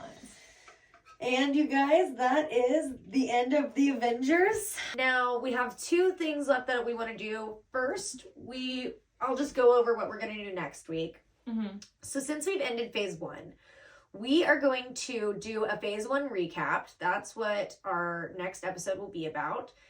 We will just go through ranking of the movies, final thoughts, who's the strongest, who's the weakest, Avenger, get all of Maddie's opinions. And then we are going to be taking a posting break for the holidays, because what we're going to do is we're going to catch up on recording and watching movies and get a bunch of content ready so that we can catch up on our editing, and we think that this will just be a better schedule. So we're going to take a little hiatus between phase 1 and 2, but when we come back in the new year, which will be after next episode, we still have one more episode to post, but we'll have a lot of content, and really it won't change anything for y'all other than just a little break. Yeah, maybe like a bi-week off, or maybe 2. Yeah. I don't know. I mean, it'll pretty much be around the holidays, like Thanksgiving and Christmas we probably will be posting. Yeah, go spend time with your family. You don't need to listen to us.